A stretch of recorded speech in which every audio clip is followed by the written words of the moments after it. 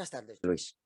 Sabes que al principio del programa de radio no te he presentado bien, así que seguiré por aquí diciendo las cosas que has hecho en tu vida porque creo que son bastante interesantes. Luis es ingeniero en telecomunicaciones por la Universidad de Oriente de Cuba. Se ha desempeñado como administrador y auditor de sistemas, desarrollador web freelance y en la actualidad trabaja para el sector papelero. Su tiempo libre lo dedica a realizar vídeos y fotos de sus visitas a monumentos de interés histórico y yacimientos arqueológicos de todo tipo.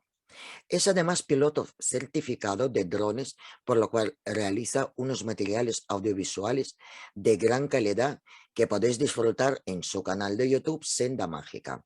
Son muy buenos sus vídeos.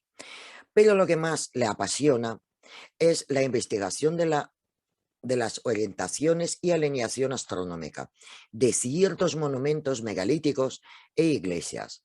Sobre este tema estaremos conservando en este programa con nuestro invitado. Muy buenas, Luis. Otra vez te recibo con brazos abiertos para que nos cuentas en encuentros cercanos todo lo que sabes. Gracias, Mercedes. Es un placer estar aquí en tu programa y quisiera enviarle también un gran saludo a toda tu audiencia y espero que disfruten todo lo que vamos a contar aquí en los próximos minutos. Seguro que sí. Sé que tienes muchísimas cosas por contarnos.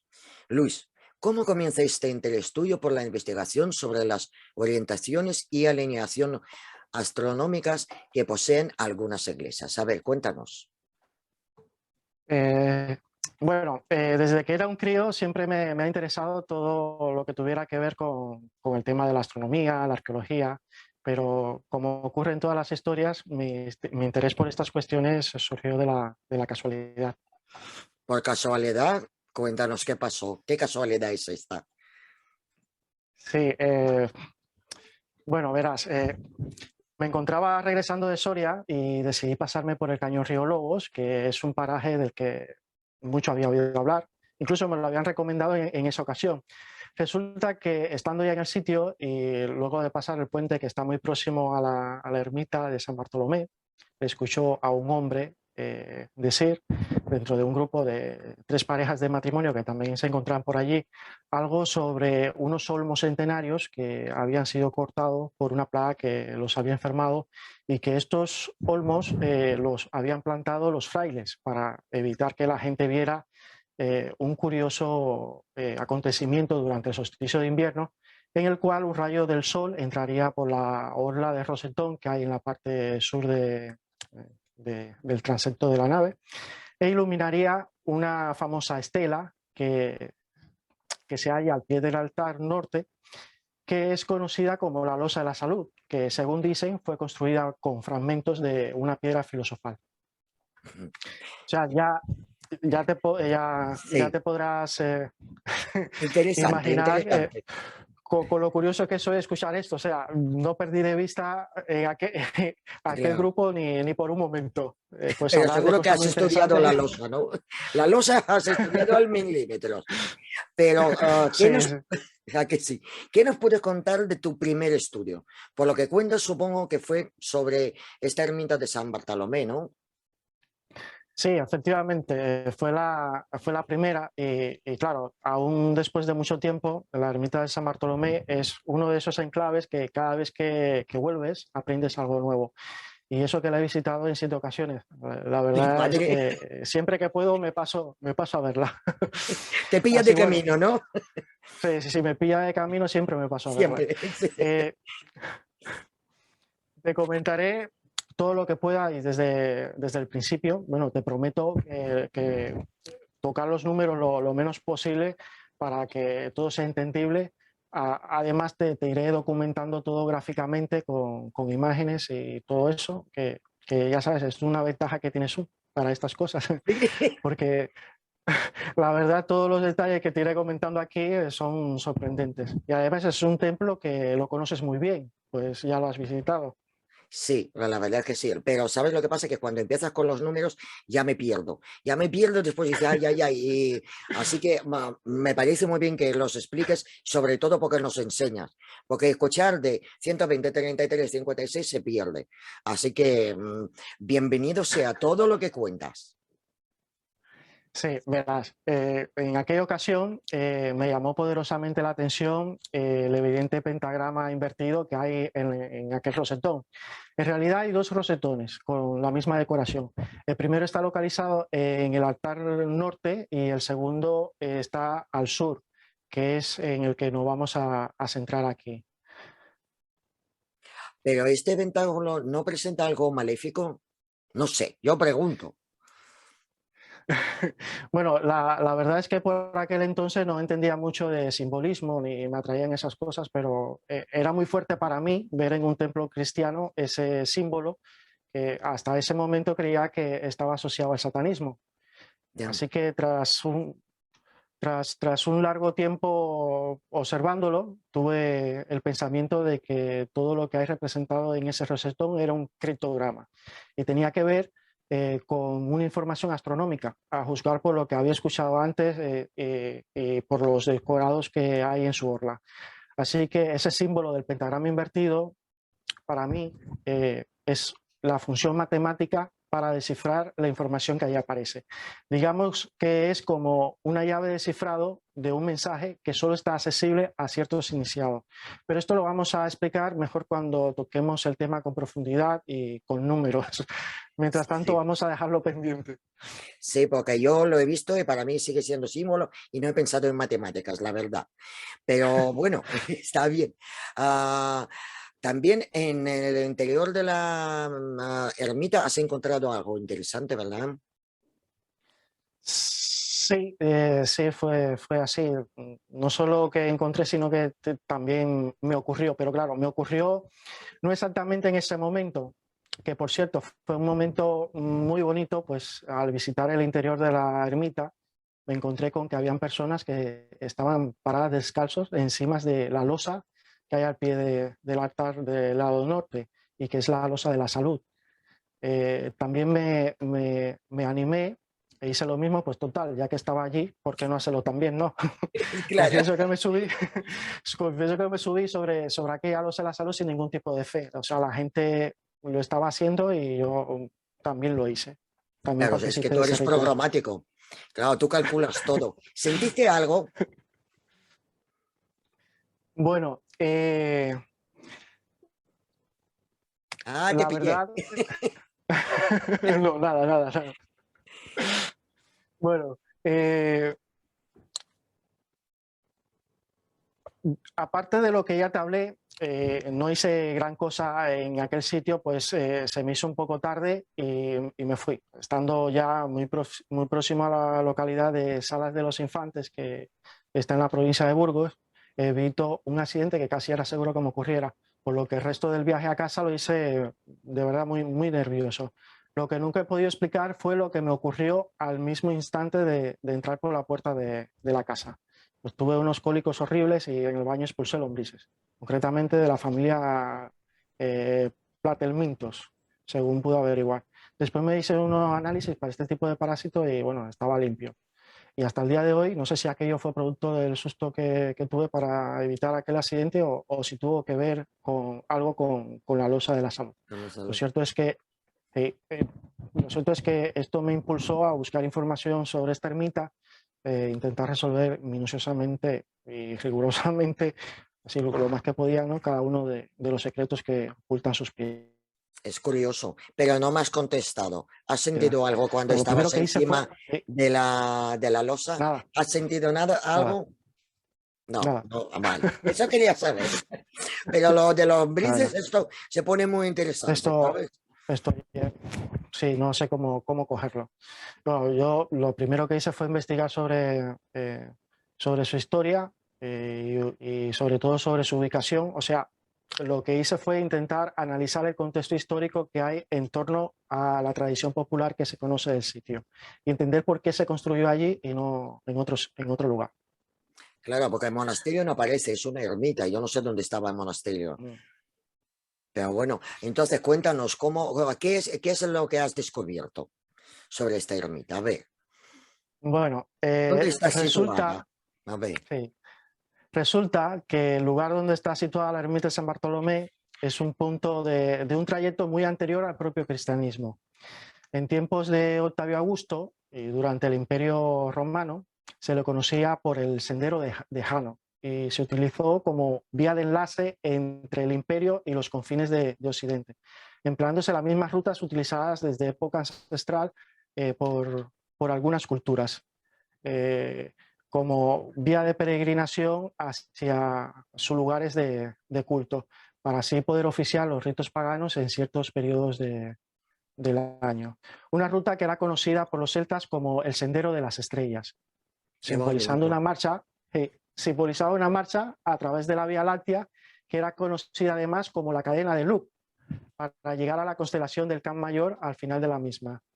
En este contexto, es muy probable que este tramo del camino que corresponde a este cañón deba su nombre a una leyenda mítica en la que una loba que estaba emparentada con este dios Luc era la reina absoluta de estas tierras. De ahí que reciba el nombre, el título, ¿no?, de Cañón Río Lobos.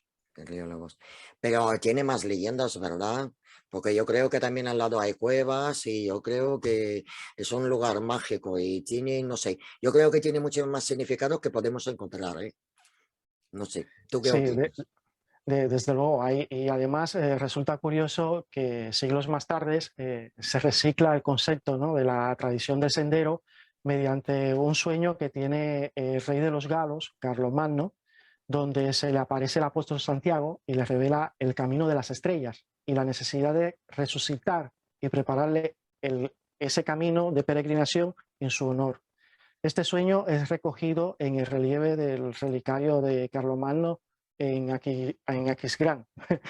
Y sobre todo, y sobre todo se sientan, ¿no?, las bases del camino actual de Santiago.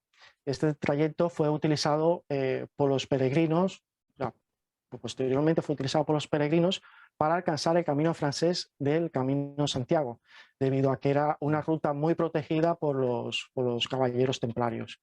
Como prueba irrefutable de ello, encontraremos muy cerca de aquí el castillo templario de Usero, que desde antaño custodia celosamente la entrada al cañón Río Lobos.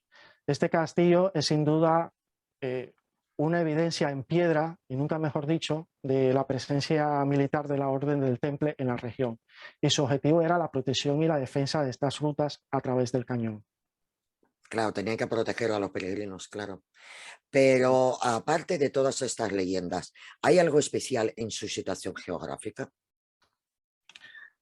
Bueno, he sabido, gracias a innumerables fuentes, entre las que se incluye la Wikipedia, así como algunos libros, como por ejemplo La meta secreta de los templarios, de Juan García Tienza, de que la equidistancia que existe entre el enclave de San Bartolomé y los dos puntos más occidental y oriental de la península ibérica, o sea, los cabos Finisterre y Creus, respectivamente, aquí se da por sentado que el emplazamiento de San Bartolomé se encuentra con absoluta exactitud en metros en el eje vertical de la península ibérica, dividiendo a esta en dos mitades y que equidista de sus dos puntos extremos, tanto al oriente en el cabo de Creus, así como en el occidente en el cabo de Finisterre.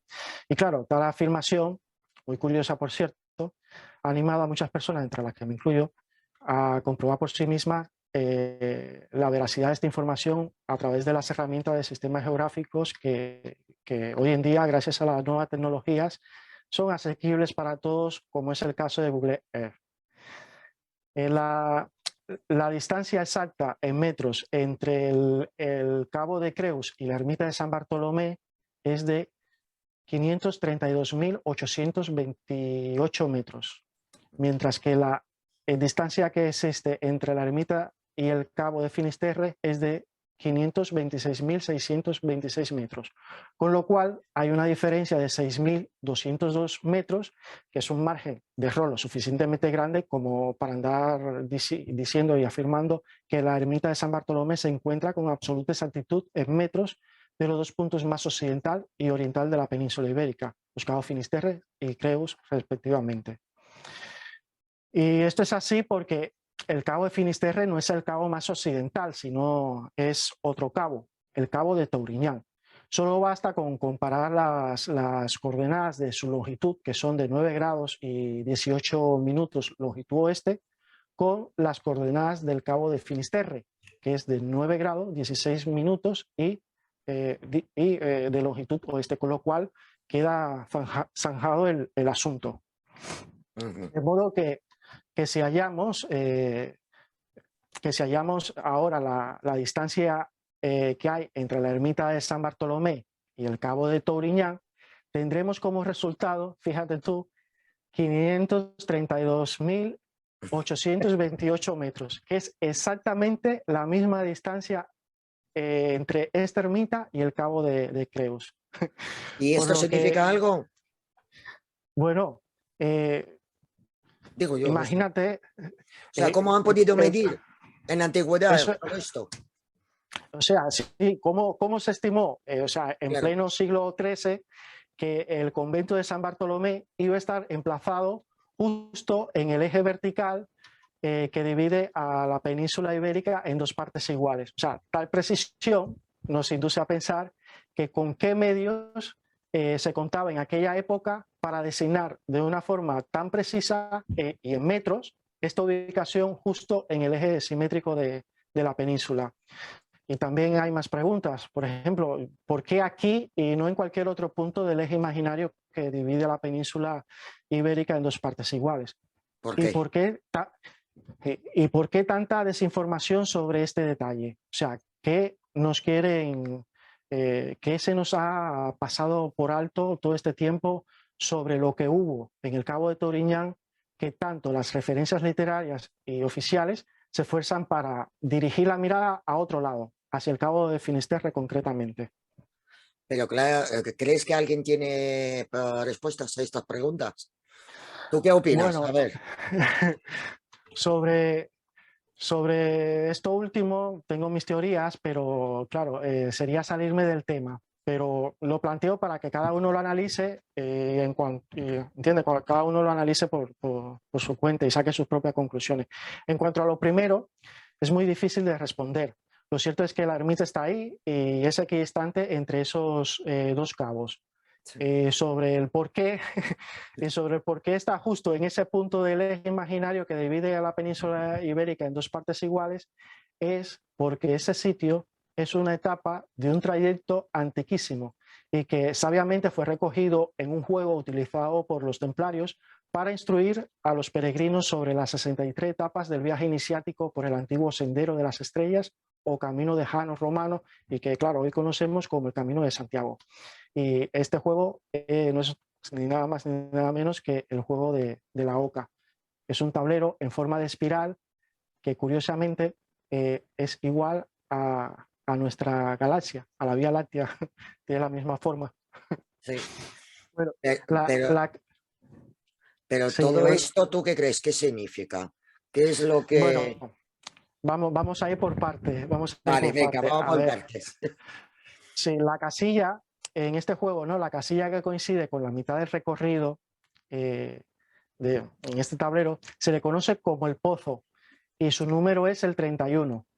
Si nos detenemos a pensar que un pozo es una cavidad que se adentra en la tierra para alcanzar algo, en este caso el tablero de la oca es agua para reponer los bríos del jugador, y además este pozo se encuentra en mitad de un trayecto en forma de espiral, es notable la coincidencia simbólica entre la casilla número 31 del tablero de la oca con la etapa número 31 del Camino de Jano. Y por supuesto, la existencia de un pozo en el río Lobos, a pocos metros de la ermita, que, como hemos demostrado anteriormente, equidista de los cabos más oriental y occidental de la península ibérica. Madre mía, madre mía. Y todo esto tiene algún significado, digo yo. Sí, por supuesto, significa que estas coincidencias sostienen la hipótesis de que efectivamente la ermita de San Bartolomé está ubicada geográficamente en este sitio porque está indicando el punto exacto de la mitad del antiguo Camino de Jano o Sendero de las Estrellas. Y un pequeño detalle es que uno de los primeros bloques de piedra que se utilizó para erigir la ermita contiene una marca de cantería que muchos la relacionan con el báculo del maestro cantero. En realidad es una espiral y tiene un significado más profundo de lo que aparenta, pues la forma en espiral en sí vincula directamente a la ermita de San Bartolomé con la cadena de Luc, que es el ancestral sendero de las estrellas. Sí. Además, para darle un poco más de peso, ¿no?, a este argumento, hay que recordar que muy cerca de allí, concretamente en Burgo de Osma, se encuentra el yacimiento de la legendaria ciudad arévaca de Usama Argalea, que posteriormente pasó a ser ciudad romana. En este contexto, todo tiene más sentido para elegir en ese punto y sobre todo sobre algún monumento de un culto anterior, la actual ermita de San Bartolomé. Recordemos que al norte se encuentra una cueva que, como bien decías, tuvo una utilidad religiosa. Sí, seguramente había un ritual mágico porque también hay dibujos rupestres que es como la pata del ganso, o sea, de tres, o sea, tres Sí, aperturas y todo. O sea, hay cosas muy curiosas ahí que nos queda mucho por descubrir, yo creo, ahí. Y aparte de eso, además, ¿sabes lo que te quería comentar? Que hacemos las visitas iguales, ¿eh? O sea, yo estaba en Usama, en Burgo de Osma, o sea, hacemos el camino igual, nuestro propio camino, ¿sabes? Casi de Santiago. sí, Y, y lo que ha puesto esto es la iglesia, ¿no? La ermita. sí, sí. Bueno, sí, sobre esto te quería comentar porque es una cuestión que me interesó muchísimo, que es la orientación, la cual evidentemente está condicionada por un factor astronómico, que es el Sol. Y claro, es ampliamente conocido gracias a la tradición oral que debido, ¿no?, a la orientación del eje de su planta, que es de unos 66,5 grados, cada solsticio de invierno, a una hora específica del día, los rayos del sol atraviesan el rosetón sur del transepto de la nave para iluminar la singular losa ubicada en el suelo y enfrente de la capilla de la Virgen de la Salud. Perfectamente se podría conseguir lo anterior haciendo el uso de la típica orientación este-oeste del eje de la nave principal, con lo cual el rosetón estaría situado al sur y se produciría esta misma proyección al mediodía solar. Sin embargo, esto no sucede así. Se ha rotado el eje de la nave principal hacia esos 66,5 grados, con lo cual hay detrás mucho más de lo que se pueda imaginar. Y vamos a tratar de solucionarlo aquí.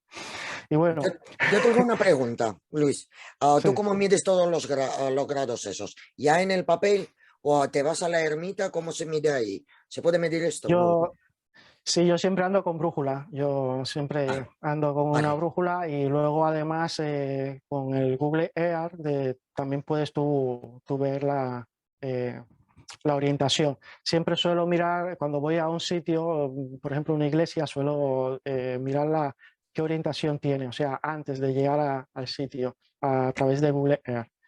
Y bueno, eso es una forma. No, Y bueno, además me mm, acuerdo cuando fuimos contigo a un viaje, no me acuerdo en qué iglesia estábamos y tú me has dicho, me he olvidado la brújula, digo, tengo yo en el móvil, sácala. Y empezaste a medir ahí, no sé qué, y digo, vale, tú con tus sí, medidas, mira, vale. sí, sí, sí. Y bueno, te quería comentar, ¿no?, que, que esto, del por qué no se ha rotado la nave, que es algo un poco que ha tenido en vilo a mucha gente. Y claro, la primera pista la podemos encontrar en el rosetón. Y quiero aclarar, antes de contar, ¿no?, los resultados de las dos investigaciones de campo que efectué posteriormente, ¿no?, en solitario, a partir del 2013, y de la cual nadie se ha querido hacer eco. Incluso me he buscado ciertos problemas con algunas personas al publicar mis resultados. Y bueno, que quería compartir aquí en pantalla una captura, ¿no?, de los materiales de vídeo de la segunda investigación, que como se aprecia en los detalles de los metadatos de los vídeos, corresponde a octubre de 2013, o sea que no me estoy sacando nada de la manga ni me estoy inventando, o sea, yo estuve allí en 2013. Y bueno, eh, en, yo llego a unos resultados que, como podréis ver más adelante, son un poco heterodoxos, pero totalmente acertados, ¿eh? A ver, cuéntanos esos cálculos matemáticos. A ver, Sí, a ver, voy a... Sí, bueno. Aquí, bueno, he compartido aquí en pantalla el rosetón. La orla de rosetón se puede ver claramente que hay 65 puntas de diamante. Y claro, si a primera vista estas 65 puntas de diamante no nos dice nada, lo cierto es que si recurrimos nuevamente al lenguaje de la geometría y la astronomía, si existe, a ver si existe una información, ¿no?, sobre la utilización de esta planta, pues veremos que sí la hay. Y comenzaremos primero por la dirección de estas puntas de diamante. Si estuvieran invertidas en la representación del rosetón, se pudiera establecer una analogía con la representación del Sol en muchas culturas. Sin embargo, todas apuntan hacia el centro, expresando claramente la recepción de los rayos del Sol, o al menos que estas puntas están relacionadas con los rayos del astro rey. Y claro, en este sentido, si trazamos sobre el centro de la planta el rumbo de las posiciones más extremas de la salida del Sol en el año, que son 57 grados el solsticio de verano y 122,7 grados el solsticio de invierno, es de notar que la diferencia es aproximadamente 65 grados. Vamos a ser un poco más, más rigurosos. Si tenemos en cuenta que el error relativo, ¿no?, de esta aproximación es de 0,46%, por tanto podemos considerar que dicho error es despreciable. Así que podemos afirmar con total seguridad que esta diferencia angular es igual al número de puntas que existe en el rosetón. Está Vaya. claro que estas puntas se refieren a la diferencia angular con respecto a la salida del Sol en los solsticios. Pero aún falta más. La punta principal del pentalfa invertido indica que la mitad del número de puntas, ¿no?, de la hora del rosetón son, vamos a ver si dividimos, ¿no?, 65 entre 2, obtendremos el número 32,5, que es el número que está indicando la punta del pentalfa invertido. Y podemos asociar este número de grados con los grados que existe entre el este y las posiciones más extremas de la salida del Sol, del solsticio de invierno y de verano. Y por consiguiente, se está señalando la ubicación de la saetera del ábside. Discutiblemente, el rosetón de la nave del transepto no nos advierte sobre otro evento relacionado con los equinoccios y la saetera del ábside. La naturaleza del evento y el momento en que se producen en pleno equinoccio son una incógnita. Aparentemente, rosetón no aporta ninguna otra pista astronómica, pero quizás puede existir algún factor matemático en su simbología que se ha dejado pasar por alto a lo largo de todos estos siglos y que nos permita descifrar dicha incógnita. ¿Y cuál es la incógnita que estaba escondida durante 8 siglos, sabes? Bueno, afortunadamente existe un factor matemático. Vamos a recordarlo aquí en pleno 2021. A Vale. ver, vamos a ir por parte. En la actualidad, el pentalfa invertido simboliza la estrella de la mañana, que debe su advocación al mito del ángel caído, que todo el mundo conocerá, Satanás. Además, representa a los elementos de la naturaleza por encima del espíritu del hombre, por lo que fue y aún es utilizado en rituales paganos que la Iglesia ha tachado de brujería desde época medieval.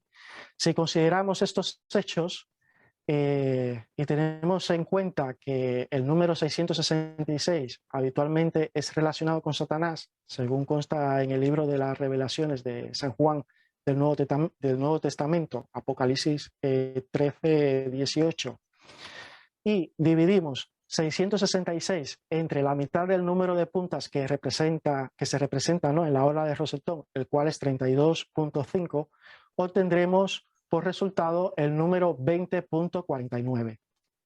Este número puede estar relacionado perfectamente con el ángulo de elevación que tiene el Sol sobre el horizonte en los días de equinoccio.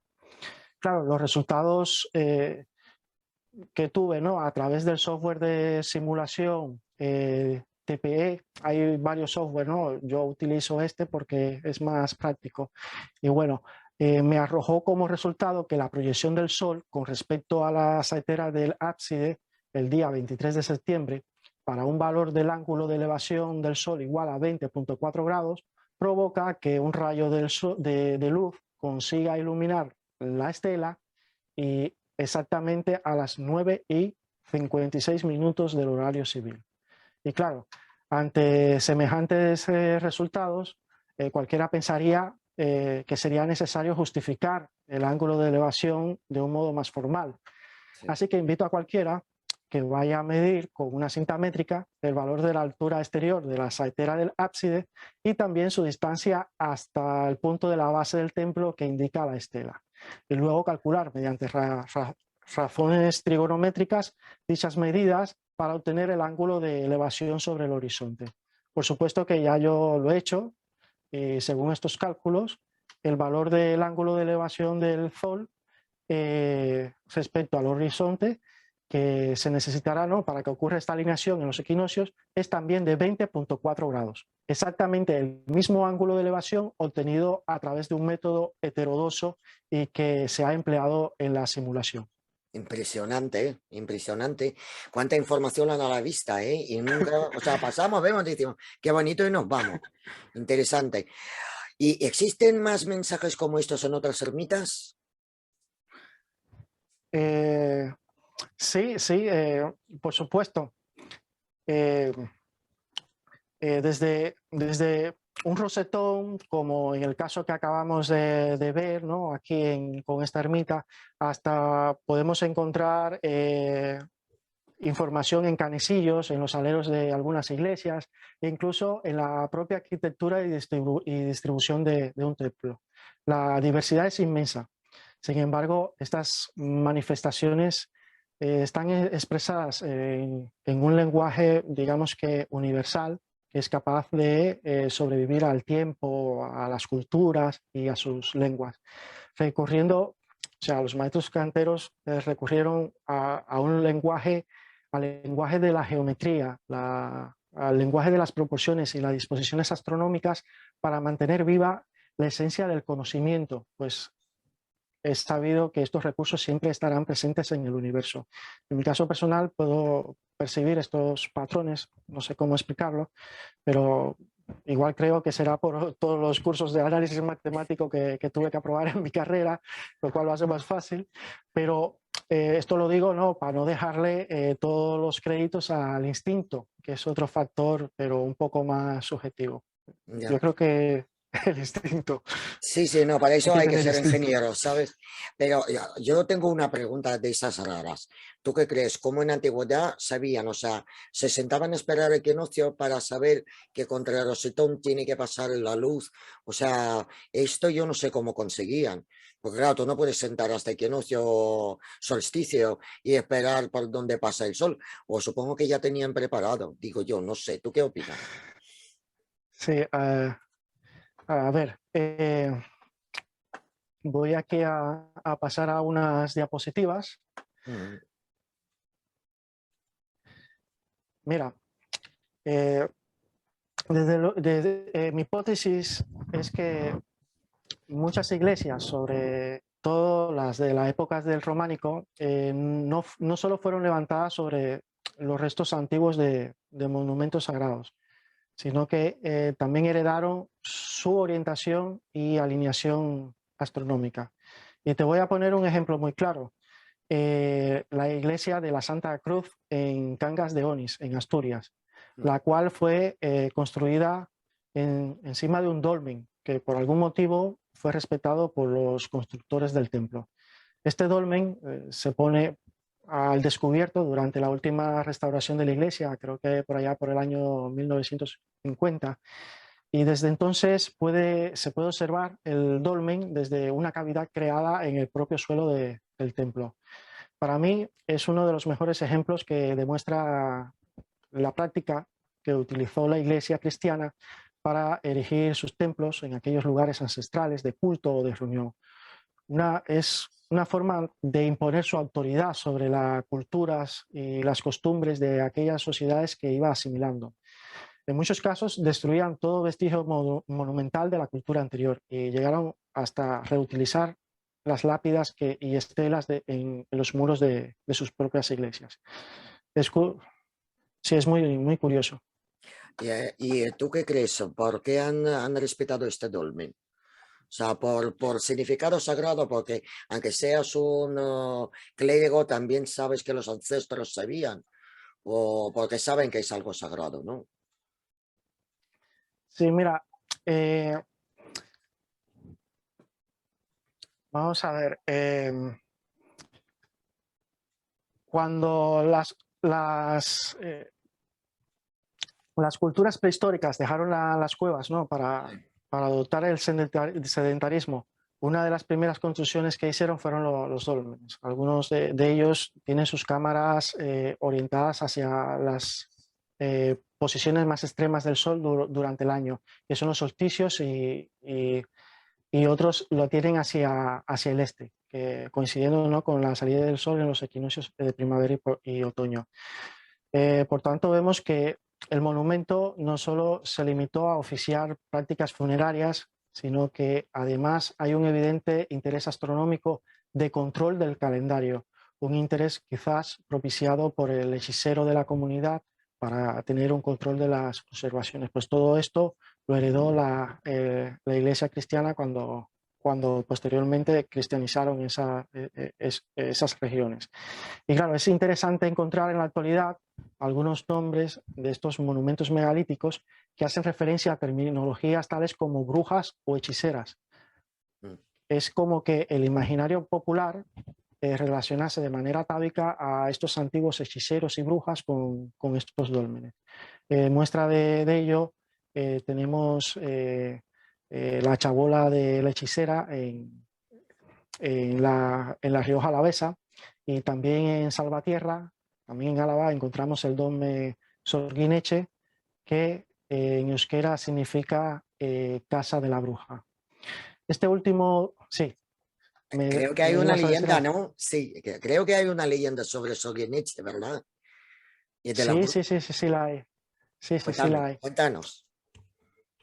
Sí, te lo voy a contar, pero primero quería enseñarte Vale. la orientación que tiene el eje de la cámara de este Ah, dolmen. Está orientado hacia la salida del sol en los solsticios de invierno, mientras que el extremo final de la cámara se orienta hacia la puesta del sol del solsticio de verano. Bueno, ahora te voy a contar una leyenda que gracias a la tradición oral ha sobrevivido, ¿no? Ha sobrevivido al tiempo, y que cuenta que fueron las lamias quienes construyeron el dolmen. Eh, las lamias son unos genios femeninos de la mitología vasca que son consideradas como grandes arquitectas de dólmenes, cromles y puentes.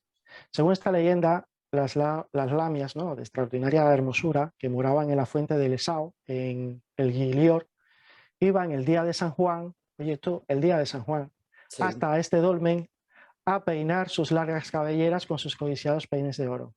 Y claro, sentadas juntas encima del dolmen, esperaban muy coquetas algún joven ingenuo que pasara por allí para poderlo encantar. La leyenda, como te das cuenta, no da interesantes pistas. Personalmente creo que lo que esperaban las señoritas lamias, sentadas sobre aquel dolmen, era la puesta del sol del solsticio de verano. Sí, me ha encantado esta última historia, sobre todo cómo está impregnada la leyenda con ese sincretismo religioso al sustituir una festividad pagana, como es el día de solsticio de verano, por el día de San Juan, por ejemplo, ¿sabes? Y en medio de todo esto involucran a estos seres mitológicos. Muy bonita la historia, Luz.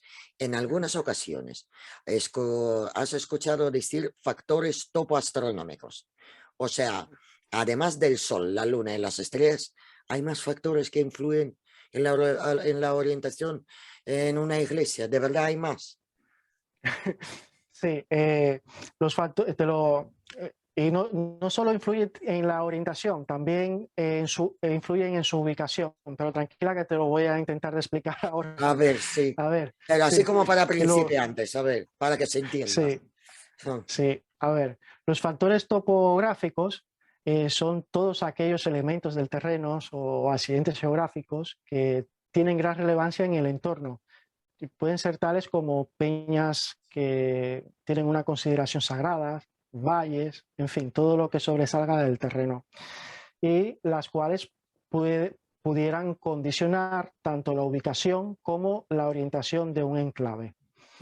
Los factores astronómicos, por su parte, tienen que ver con todos aquellos cuerpos celestes que, debido a su posición en función del tiempo, son utilizados como marcador temporales, ya que en su paso por el firmamento llegan a coincidir con elementos de referencia en estructuras naturales o artificiales que se hallan en la Tierra y cuyo propósito consiste en el control del tiempo en el control del tiempo, no, de eventos, así como en la gestión del calendario.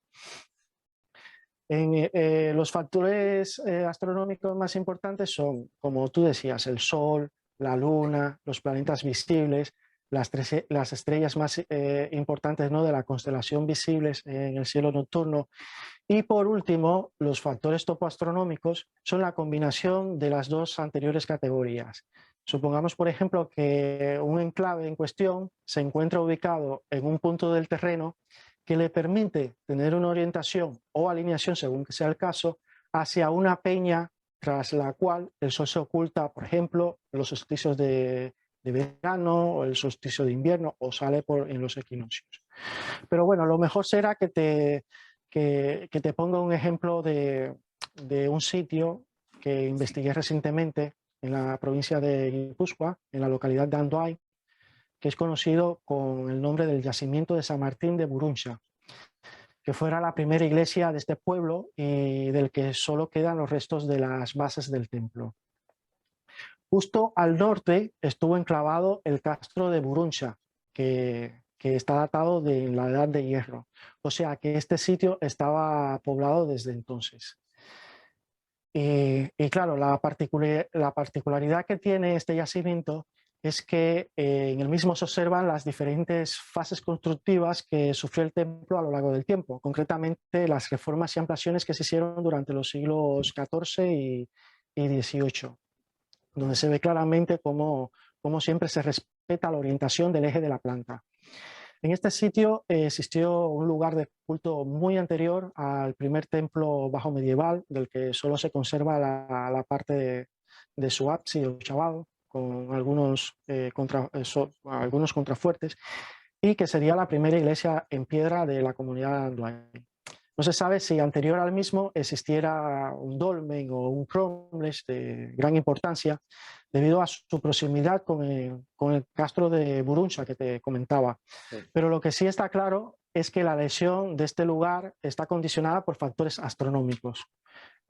Para empezar, el eje de la planta de esta nave está orientado próximo a la salida del sol del solsticio de verano por el valle y coincidiendo con la cumbre de Peñas de Haya.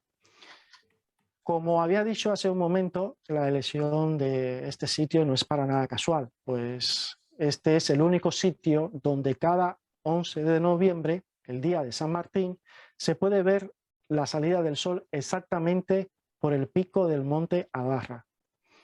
El 11 de noviembre es una fecha especial que se remonta al paganismo, pues es el día de referencia para el fin del año agrícola y el comienzo de otro nuevo año. O sea, como hemos visto, nada es casual. Siempre hay detrás un evidente interés de mesurar los ciclos y para ello se valieron de estas ubicaciones y orientaciones topoastronómicas. Arranca primero desde la cultura megalítica y posteriormente estas prácticas la heredan sobre todo las iglesias del románico, y también está presente en otros edificios como pudieran ser, por ejemplo, catedrales. Sí. Vale, Luis, como no hay mucho tiempo para hablar de cada uno de los sitios que has investigado, porque sé que no paras, podrías al menos citar algunos de ellos para que los que nos escuchan puedan visitarlo y sobre todo que estén atentos a estos señales que indican la presencia de una orientación o alineación astronómica. Bueno, con eso no hay problema, Mercedes, pero ya que menciona eso de las señales, Sí. puedo dar unas pequeñas pistas sobre cuáles podrían ser unas. Por ejemplo, si el eje de la iglesia tiene una orientación de 56 grados aproximadamente, está condicionada por la salida del sol, el solsticio de verano. Si está orientada hacia los 121 grados, más o menos, el factor que condiciona esta orientación es la salida del sol, el solsticio de invierno. También hay que estar muy atento a los motivos decorativos en formas de punta de diamantes y las bolas. Estas últimas, si son grandes, hacen referencia a las fases lunares, y si son pequeñas y seguidas una de otras, lo más probable es que hagan referencia a los grados de inclinación del eje de la planta o de algún otro elemento del edificio. Ya sé que nadie tiene una brújula encima cada vez que viaja, ¿no?, para fijarse en estas cosas, pero como ya te había comentado, hoy en día, ¿no?, gracias a Google Maps se puede ver de manera aproximada estas orientaciones. Y bueno, en cuanto a los sitios, ¿no?, que he visitado y que recomiendo, el primero de ellos que recomiendo es una visita al santuario de Gastiburu, que es un yacimiento que está muy próximo al Castro de Arrola, en la provincia de Vizcaya, en el que se han descubierto una serie de plataformas de gradas de aspecto lobular, en la que supuestamente se reunían las 4 tribus vascas para discutir sus cuestiones en torno a un árbol de roble que existió justo en el centro de dichas gradas. Oh, qué Y bonito. bueno, también, sí, es muy recomendable. Sí. Luego también para aquellos que le interesa, ¿no?, el tema del dios Jano, en Navarra hay una ermita que es conocida como la ermita de Chano, donde aparece este dios participando en un gran banquete pagano que ha sido ilustrado en una de sus 4 arquivoltas de la portada principal. También hay un secreto relacionado con el número de canecillos de la ermita que no voy a relevar aquí. O sea, la gente que Vale, vaya allí, que lo descubra. vale. También recomiendo la ermita de Unate, que es el top de los misterios de las ermitas en Navarra. La ermita de Artáis, también en Navarra, que tiene un Baphomet impresionante con tres caras en uno de sus canecillos. Y los amantes, ¿no?, de las cuestiones prehistóricas, esto, pues recomiendo la visita al Cromlech de Mendiluce, muy próximo al puerto de Opacua, en Álava. Para mí, este es uno de los cromlechs más bonitos de España. Bueno, hay más lugares, pero en estos que he mencionado ocurren importantes alineaciones astronómicas. Yo tengo que ir sin falta a Cromlech y a la ermita de Unate porque no he estado. Entonces tengo que ir o sí, y muy pronto. Así que te voy a llamar de vez en cuando y decir, oye, ¿no te apetece ir? Y vamos. Sí, Ah, sí, me queda cerca. sí, eso, eso. Si vas de camino, puedes desviarte un poco. ¿Sabes qué? No, Si no, vas te a ver... decía que sí, que me queda cerca Unate, está a 40 minutos, a 76 kilómetros de donde vivo. Ah, claro. De Unate. Digo, claro, porque dije de Cromlech, no, vale, vale, sí, a ti te queda más fácil. No sé, al final tendré que ir a Galicia, o sí, no, no tengo más remedio. Así que tengo que planear un viaje. Luis, muchísimas gracias por todo lo que has contado. La verdad es que ha sido increíble. Yo me he perdido un poco con los cálculos. Espero que los oyentes no se pierdan tanto, pero interesante. Siempre me parece muy lógico. Y claro, como no soy matemática, todo lo que me cuentan con lógica me parece muy interesante. De verdad, te agradezco de todo corazón que por compartir con nosotros tus conocimientos. Bueno, gracias a ti, Mercedes, por invitarme, ¿no?, a tu programa y permitirme hablar sobre lo que he estado investigando en solitario, y que hoy, gracias a ti, puedo compartir esta información, además de disfrutar de tu compañía y de la de cada una de las personas que nos escuchan aquí. Así que, queridos amigas y amigos, podéis ver los increíbles vídeos que realiza Luis con su nuevo dron, que yo he visto cómo lo hace y es impresionante, en su canal de YouTube Senda Mágica. Y podéis visitar la web sendamagica.sitges.net.